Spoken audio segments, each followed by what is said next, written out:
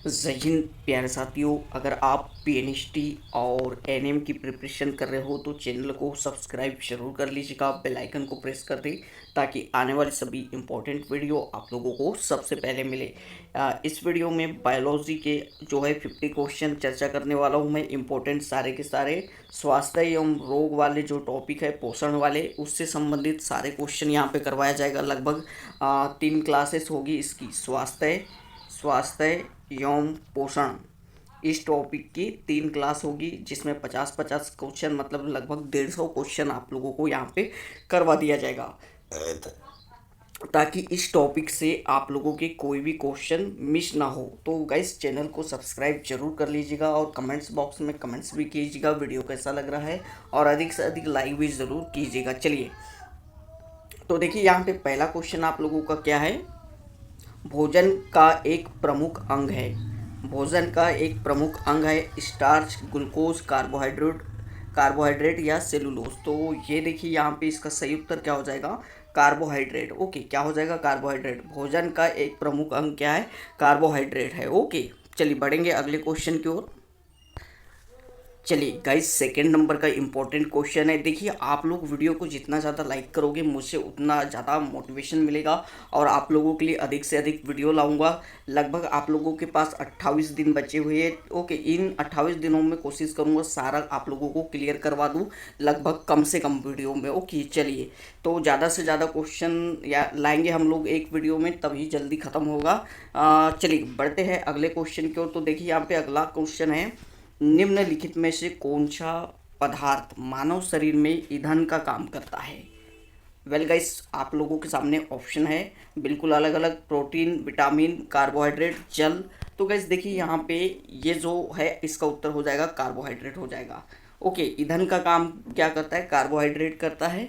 ये आप लोग ध्यान रखोगे मानव शरीर में। ओके, बढ़ेंगे आगे। तो देखिए अगला क्वेश्चन क्या है, कैप्सूल का आवरण बना होता है। जो आप टेबलेट खाते हो कैप्सूल, उसका आवरण किसका बना हुआ होता है। ओके, प्रोटीन का, सेलुलोज का, अंडे के छिलके का या स्टार्च का। तो गाइस देखिए इसका सही उत्तर क्या हो जाएगा, ये आप लोगों का बना होता है स्टार्च का। ओके, देखिए पहले से ही यहाँ पे बुक में राइट कर रखा है इन लोगों ने, तो किसी की बुक थी, ठीक है, वहाँ पे इन्होंने पहले से राइट करके रखा है आंसर। तो काफ़ी यानी वो अच्छा नहीं लगता, लेकिन फिर भी मैं आप लोगों को करवाना है मुझे तो काम चलाना पड़ेगा। चलिए, शहद का प्रमुख घटक है ग्लूकोज, सुक्रोज, माल्टोज या फिर फ्रक्टोज।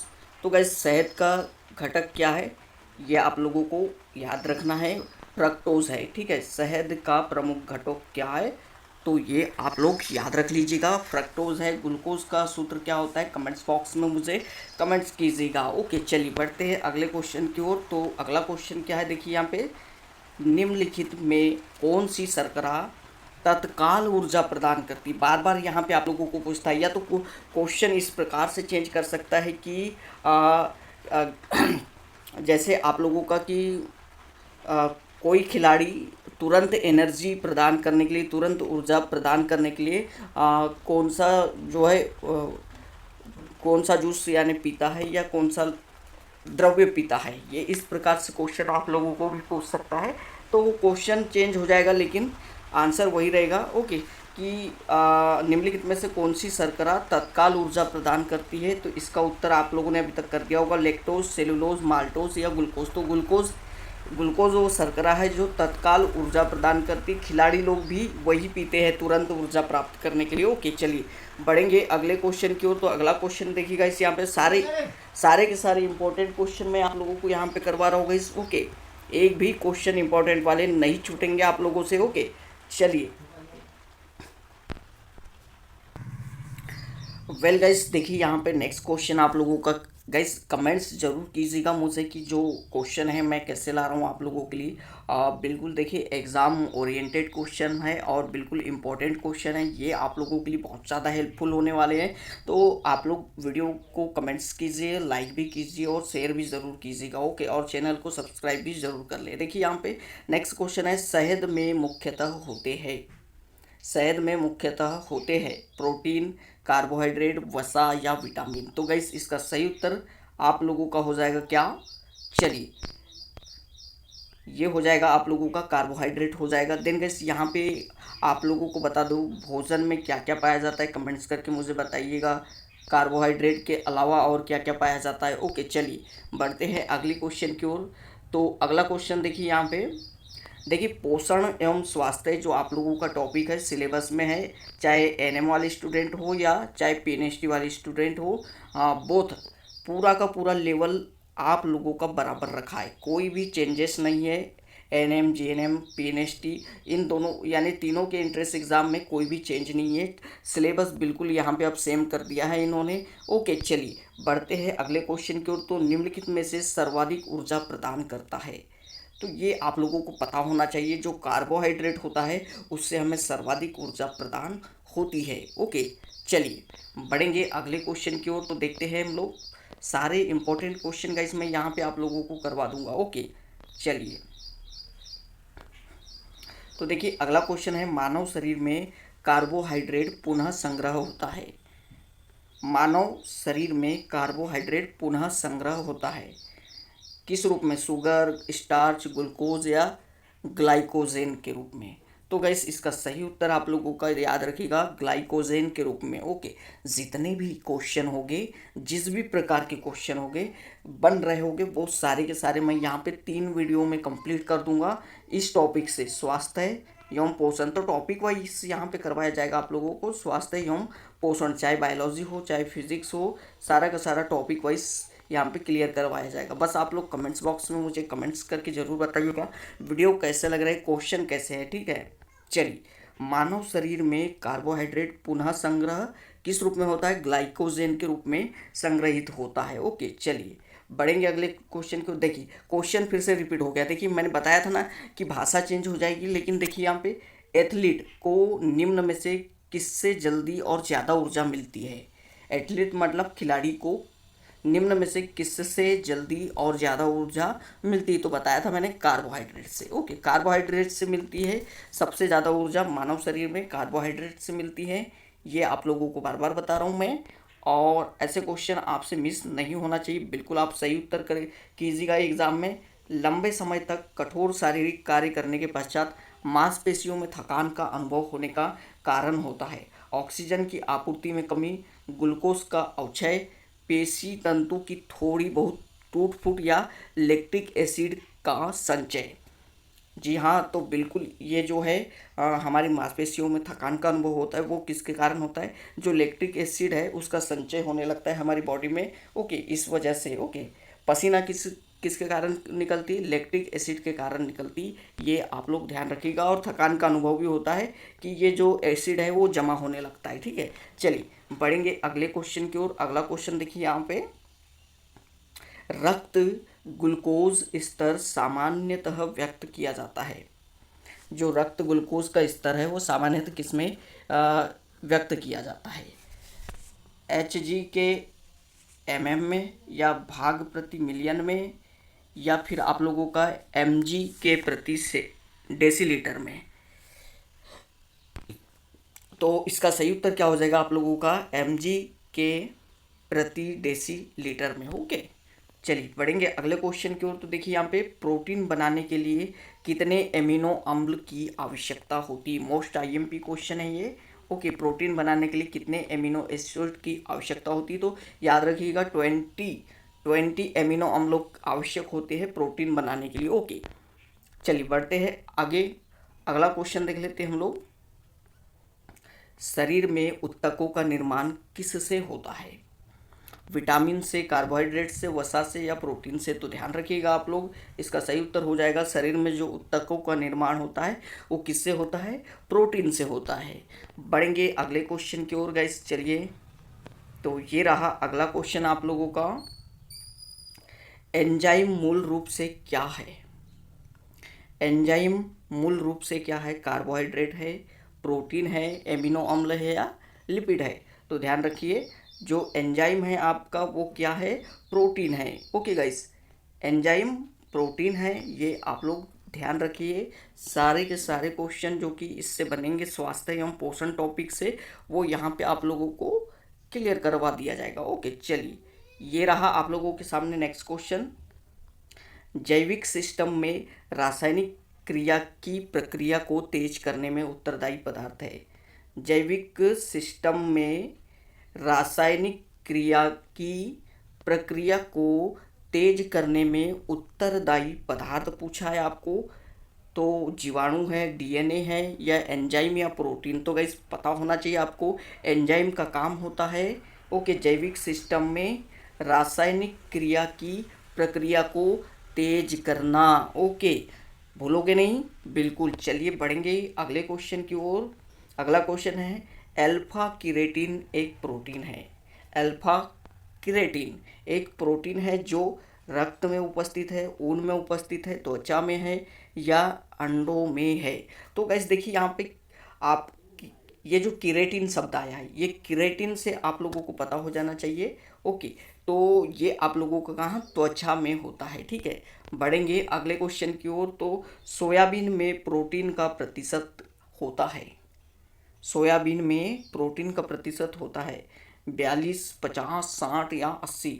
तो ध्यान रखिए आप लोग, 42% प्रोटीन पाया जाता है किसमें, सोयाबीन में। ओके, सोयाबीन में कितना, 42% प्रोटीन पाया जाता है। नोट डाउन कर लीजिएगा आप लोग। चलिए बढ़ेंगे अगले क्वेश्चन में। तो देखिए किसमें प्रोटीन नहीं पाया जाता है। ऑप्शन है मांस, दूध, चावल, दाल। तो गाइस इन सभी में तो पाया जाता है, मांस में, दूध में भी पाया जाता है, दाल में भी पाया जाता है प्रोटीन, लेकिन चावल में नहीं पाया जाता है। चावल में क्या पाया जाता है, कार्बोहाइड्रेट। क्या पाया जाता है, कार्बोहाइड्रेट पाया जाता है। ओके, बढ़ेंगे आगे। चलिए अगला क्वेश्चन है, निम्नलिखित में से किसमें प्रति ग्राम अधिकतम प्रोटीन मात्रा पाई जाती है। सेब, सोयाबीन, गेहूँ, मूंगफली। तो गाइस सबसे सर्वाधिक जो प्रोटीन पाया जाता है वो सोयाबीन में पाया जाता है। अभी बताया था मैंने 42% प्रोटीन पाया जाता है। अगला जो क्वेश्चन आया था उसमें बताया था। चलिए बढ़ेंगे अगले क्वेश्चन की ओर। शाकाहारी अधिकतम प्रोटीन पाते हैं। ओके, शाकाहारी अधिकतम प्रोटीन पाते हैं अनाजों से, दालों से या सब्जियों से या दूध से। तो सर्वाधिक प्रोटीन की बात आ रही तो प्रोटीन तो दालों में पाया जाता है, तो इसका सही ऑप्शन हो जाएगा शाकाहारी अधिकतम प्रोटीन पाते हैं दालों से। चलिए बढ़ेंगे अगले क्वेश्चन की ओर। अगला क्वेश्चन देख लेते हैं, सबसे अधिक प्रोटीन किस में पाई जाती है। तो ये तो सिंपल क्वेश्चन है, उड़द, अरहर, मटर ऑप्शन है, और लास्ट आप लोगों का सोयाबीन है। तो इसका सही उत्तर क्या हो जाएगा, सोयाबीन हो जाएगा। ओके, क्या हो जाएगा, सोयाबीन हो जाएगा। ओके गाइस, चलिए बढ़ते हैं अगले क्वेश्चन की ओर। अगला क्वेश्चन देख लेते हैं। ओके, ये रहा, मानव शरीर में वसा जमा होती है बाह्य त्वचा में, यकृत में, उत्तक में, वसा उत्तक में या एपिथेलियम में। तो ये याद रखिए आप लोग, मानव शरीर में वसा उत्तक में जमा होती, कहाँ, वसा उत्तक में जमा होती है। बढ़ेंगे अगले क्वेश्चन की ओर। तो देखिए अगला क्वेश्चन आप लोगों के सामने है, ये रहा, मानव शरीर में त्वचा तल के नीचे विद्यमान वसा निम्नलिखित में से किसके विरुद्ध अवरोधक का काम करती है। तो ये किसके विरुद्ध अवरोधक का कार्य करती है, शरीर की उष्मा का क्षय, शरीर की उष्मा का क्षय के अवरोधक काम करती। आगे बढ़ते हैं, देखते हैं। यह है क्वेश्चन, ऊँट बिना पानी के कुछ दिनों तक मरुस्थल में रहता है, ऐसा वह कर पाता है अपनी पेशी में जमा किए पानी का प्रयोग करके, अपने कुबड़ में जमा किए गए चिकनाई का प्रयोग करके। तो ऐसा क्यों होता है, देखिए ये ऊँट जो है, ऊँट का जो कुबड़ है उसमें जो चिकनाई होती है उसके कारण जो है ऊँट बिना पानी पिए कुछ दिनों तक मरुस्थल में रहता है। चलिए अगला क्वेश्चन, निम्नांकित भोजन में किससे प्रति ग्राम सर्वाधिक ऊर्जा प्राप्त होती है। सर्वाधिक ऊर्जा प्रति ग्राम भोजन में, तो ये आप लोगों का प्रोटीन, वसा, कार्बोहाइड्रेट या विटामिन। तो वैसे देखिए सर्वाधिक ऊर्जा वसा से प्राप्त होती है। बढ़ेंगे अगले क्वेश्चन की ओर। तो विटामिन शब्द किससे प्रतिपादित किया है, किसने प्रतिपादित किया है। तो विटामिन शब्द जो है फंक ने खोजा है, ये आप लोग ध्यान रखिएगा। विटामिन की खोज किसने, फंक ने किया है 1911 में। ओके, चलिए बढ़ेंगे अगले क्वेश्चन की ओर। निम्नलिखित में से यौगिक के किस समूह को सहायक आहार कारक कहा जाता है। निम्नलिखित में से यौगिक के किस समूह को सहायक आहार कारक कहा जाता है? वसा, हार्मोन, प्रोटीन, विटामिन। तो ये आप लोगों का है विटामिन, सहायक आहार कारक कहा जाता है। चलिए, तो गाइस काफ़ी सारे क्वेश्चन करवाना है आप लोगों को, इसलिए ज़्यादा से ज़्यादा एक क्लास में जितने हो सकता है उतने क्वेश्चन लाने की कोशिश किया जा रहा है। वैसे चलिए, निम्नलिखित में से किसे रक्षात्मक पदार्थ कहा जाता है? तो विटामिन को रक्षात्मक पदार्थ कहा जाता है, ये आप याद रखिएगा। बढ़ेंगे अगले क्वेश्चन की ओर। निम्नलिखित में से कौन सा विटामिन ए का सर्वोत्तम स्रोत है? तो देखिए यहाँ पे गाजर, बैगन, नींबू, चावल। तो यहाँ पे सर्वोत्तम स्रोत जो है विटामिन ए का वो क्या है? गाजर है, याद रखिएगा आप लोग। चलिए, नींबू आप लोगों का किसका हो गया? विटामिन सी का हो गया उदाहरण। चलिए बढ़ेंगे आगे। मानव शरीर में विटामिन ए भंडारित होता है। बहुत बढ़िया और इम्पोर्टेंट क्वेश्चन, आईएमपी क्वेश्चन है, बार बार पूछता है। तो यकृत में, कहाँ? यकृत में जमा होता है विटामिन ए, ध्यान रखिएगा। बढ़ेंगे अगले क्वेश्चन की ओर। निम्नलिखित में से किस विटामिन की कमी से रतौंधी होती है? तो ये विटामिन ए की कमी से जो है आप लोगों का रोग होता है, उसका नाम है रतौंधी। ओके, विटामिन ए की कमी से। चलिए नेक्स्ट क्वेश्चन की ओर बढ़ते गए। निम्नलिखित में से कौन सा एक विटामिन ए का प्रचुरतम स्रोत है? सेब, पपीता, अमरूद, आम। तो इसका सही उत्तर आप लोगों को बता दूं, आम। ओके, प्रचुरतम स्रोत है विटामिन ए का।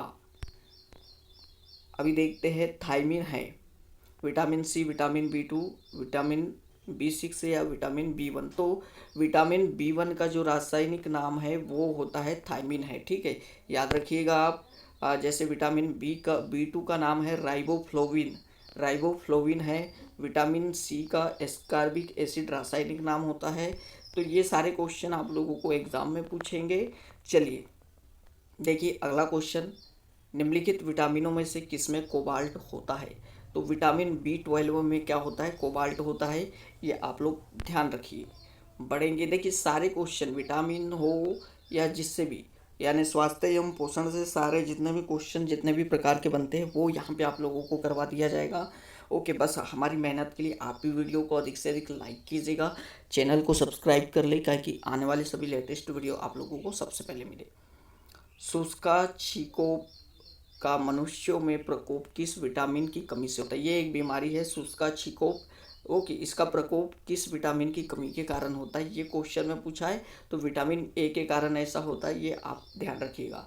चलिए बढ़ते हैं आगे अगले क्वेश्चन की ओर। देखिए साइनोकोबालमिन है, तो साइनोकोबालमिन क्या है? विटामिन बी12 है। ये विटामिन बी12 का रासायनिक नाम है साइनोकोबालमिन। ओके, नोट डाउन कर लीजिएगा आप लोग। बढ़ते हैं अगले क्वेश्चन की ओर। विटामिन जो खट्टे फलों में पाया जाता है तथा चर्म को स्वस्थ रखने के लिए जरूरी होता है। विटामिन जो खट्टे फलों में पाया जाता है और चर्म को स्वस्थ रखने के लिए जरूरी होता है, यानी त्वचा को। ओके, तो ये होगा विटामिन सी, खट्टे फलों में पाया जाता है विटामिन सी।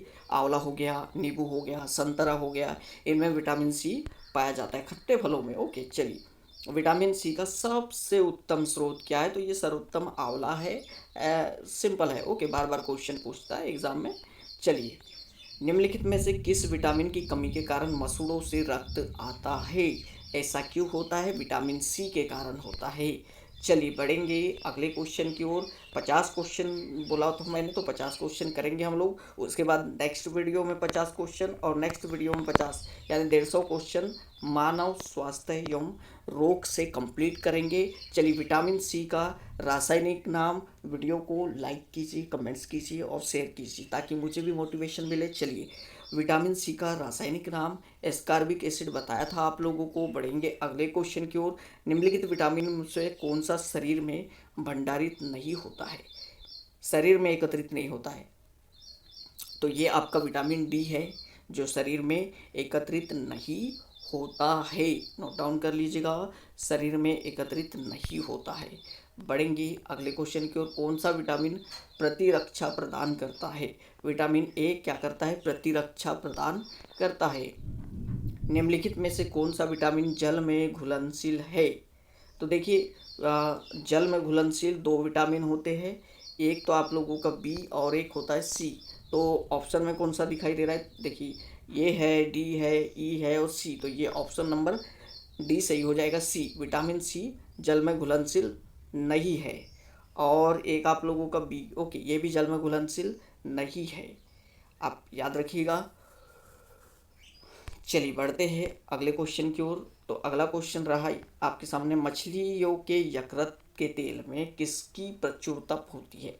मछलियों के यकृत के तेल में किसकी प्रचुरता होती है? तो विटामिन डी की प्रचुरता होती है, ये हमेशा याद रखिए। इंपॉर्टेंट क्वेश्चन है, आईएमपी क्वेश्चन, ऐसे क्वेश्चन आप भूलिएगा मत। ओके, चलिए, कोलेकेल्सिफेरॉल रासायनिक यौगिक का सामान्य नाम है। ओके, तो ये किसका है? विटामिन डी का है, याद रखिएगा, कैल्सीफेरॉल। चलिए, विटामिन ई का रासायनिक नाम क्या है? तो ये टोकोफेरॉल होता है। बढ़ेंगे अगले क्वेश्चन की ओर। विटामिन ई विशेषतः किसके लिए महत्वपूर्ण है? दांतों के विकास के लिए, कार्बोहाइड्रेट उपापचय के लिए, या लिंग ग्रंथियों की सामान्य क्रिया के लिए, या फिर उपकला ऊतकों के सामान्य स्वास्थ्य के लिए? तो ये याद रखिएगा आप लोग, विटामिन ई को सुंदरता का विटामिन यानी ब्यूटी विटामिन भी कहा जाता है, और ये जो है लिंग ग्रंथियों की सामान्य क्रिया में भाग लेता है। चलिए बढ़ेंगे अगले क्वेश्चन की ओर। निम्न में से कौन सा विटामिन के की कमी के कारण होता है? तो रक्त के थक्के जमने की विफलता है विटामिन के की कमी के कारण। ओके गाइस, विटामिन के की कमी अगर जिस व्यक्ति में है तो उसका जो रक्त का थक्का है वो जमेगा नहीं, लगातार बहता रहेगा और ऐसा होगा तो इंसान की मृत्यु हो जाएगी। तो गाइस, यह वीडियो कैसा लगा मुझे कमेंट्स बॉक्स में कमेंट्स करके बताइए। डिस्क्रिप्शन बॉक्स में स्टूडेंट वार टेलीग्राम चैनल की लिंक दे रखी, उसे भी ज्वाइन कीजिएगा ताकि आने वाले सभी लेटेस्ट वीडियो आप लोगों को सबसे पहले मिले। थैंक यू साथियों।